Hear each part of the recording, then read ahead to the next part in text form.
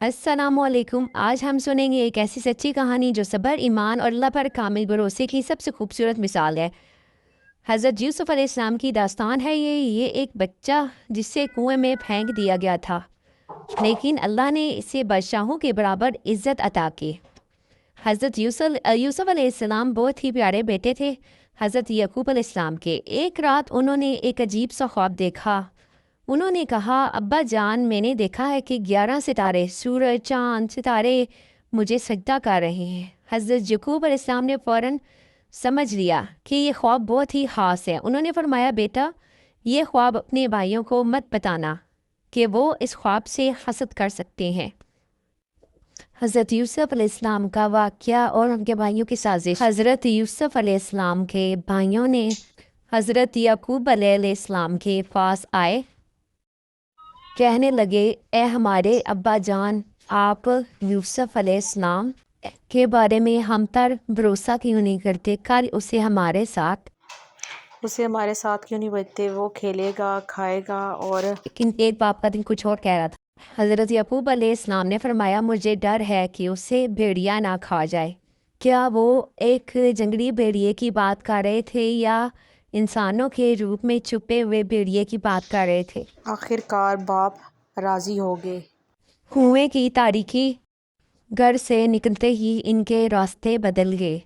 खेल के मैदान की तरफ नहीं, एक वीरान के कुएं की तरफ। अचानक भाइयों ने हज़रत यूसुफ़ अलैहिस्सलाम को पकड़ लिया। हज़रत यूसुफ़ अलैहिस्सलाम की कमीज़ उतारे गई। नन्हे यूसुफ़ की आवाज़ें गूंजी, लेकिन उनके दिल पत्थर के बन चुके थे। अंधेरा, तन्हाई, खामोशी, उनका सब्र। इतने ही देर में अल्लाह ताला की वही नाजिल हुई और वही में फरमाया गया, हम ना कर उनका ये अमर तुम उनको याद करवाओगे। ये कुलवा दरअसल जवाल नहीं था, बल्कि अरूज की पहली सीढ़ी थी।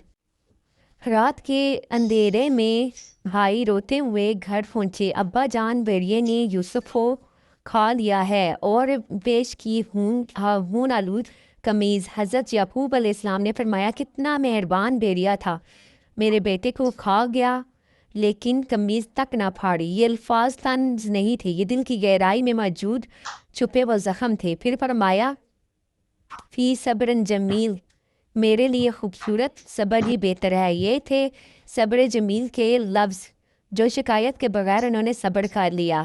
बगैर सब्र के कुएं तक का सफ़र हुआ। कुछ दिन बाद एक काफ़िला आया मिस्र की तरफ जाने वाला। तजारती काफ़िला जब डोल कुएं में डाला गया, एक हाथ ने उसे पकड़ लिया। खुशखबरी, यहाँ एक लड़का है। और हज़रत यूसुफ़ अलैहिस्सलाम को निकाल लिया गया और लेकिन आज़ादी नहीं मिली, ग़ुलामी मिली। चंद दरहमों के बदले बेच दिया गया। मगर कुरान ऐलान करता है और अल्लाह ताला हुक्म देता है कि गालिब है, कि अल्लाह ताला अपने काम पर गालिब है। लेकिन अक्सर लोग नहीं जानते महल की ज़िंदगी बहुत बेहतर थी। इन्हें ख़रीदने वाला कोई आम शख्स नहीं था, वो मिस्र का एक बासर वज़ीर था। हज़रत यूसुफ़ अलैहिस्सलाम को महल में जगह दी गई, बेड़ियाँ खोल दी गई, इज़्ज़त दी गई। कुएं से महल तक का सफ़र हुआ। एक दिन मिस्र के बादशाह ने अजीब ख्वाब देखा कि कोई भी ताबीर नहीं बता सका।